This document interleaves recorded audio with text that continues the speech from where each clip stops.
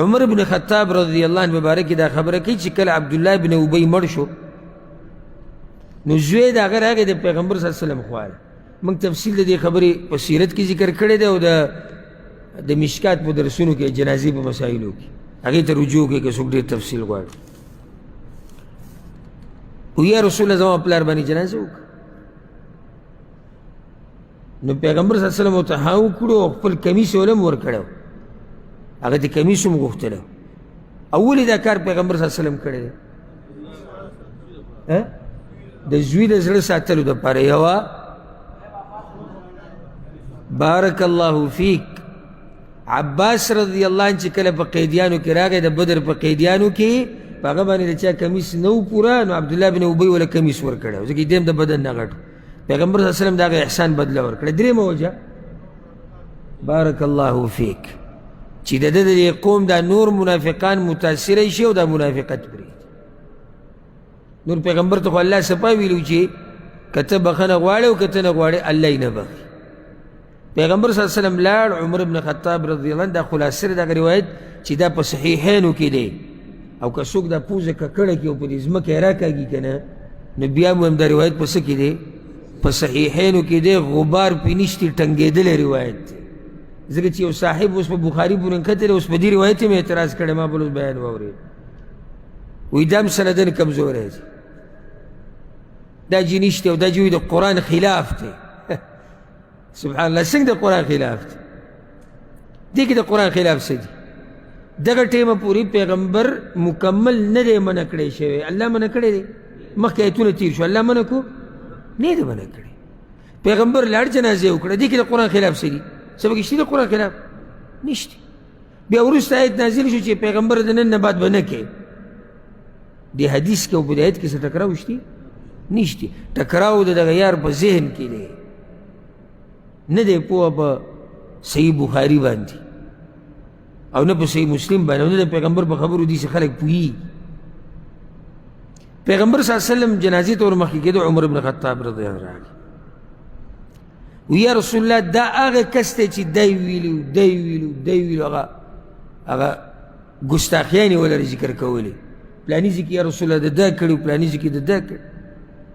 پیغمبر صلی الله علیه وسلم ورته داسې وکتو، مسکی شو، وی عمره الله ما ته وایي که اویا پیري ولا بخانه غواړي نو الله خو ماله یعنې زه منع کړی نه یم، ما ته وایي که غواړي او که نه غواړي. تر دې چې عمر بن خطاب رضی الله عنه په دې خبره بیا پښیمانه و، وایي ما پیغمبر صلی الله علیه وسلم نیولی یم یا رسول الله تاسو په دې جنازه کوو. او بیا ایتونه نازل شو.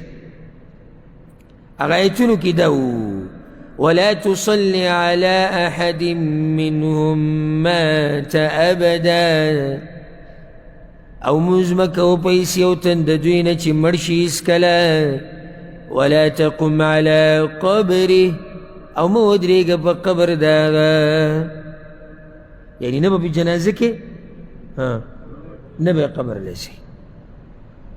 خدا داغا منافقان مبارکی لی چی کم منافقان اللہ پیغمبر تا خولی دی د کومو چې پته نشته هغه پیغمبر صلی الله علیه وسلم ته پته نشته. نو دې نه دا فایده هم راووته چې په منافق نشي کېدی چې دغه منافقت الله ښکاره کړی دی او پیغمبر صلی الله علیه وسلم ته وضاحت هم کړی. نو په مشرک او په کافر باندې جنازه کې مخکې ورځو کې د مسلمانانو دا جهل وینم دی بازو کړ.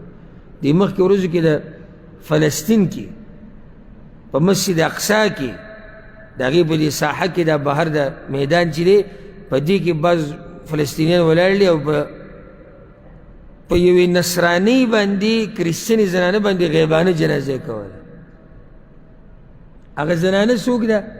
هغه زنانه به دا خبرونه په ټي وي باندې نشر کول، اکثر به په دې فلسطین کې ګرځېده راګرځېده، نصرانۍ وه او د دوی دا خبرونه به نشر کول چې دلته دا وشو دلته دا وشو دلته دا وشو. نو هغه دوی دا د مسلمانانو خیرخوا وه، څه وه؟ د مسلمانانو خیرخوا. نو د هغې په بدله کې موږ په دې باندې غیبانه جنازه کوو. دې ته جهل رسېدلی دی. ته خیرخواهي څه ته وایي چې په ټي وي باندې خبرونه چې هغې ځاله پیسې ګټلي، او که خیرخوا شوم زه په مسلمان یې زړه سوځېدو نو د دې د لاسوري دا مسلمانه شوس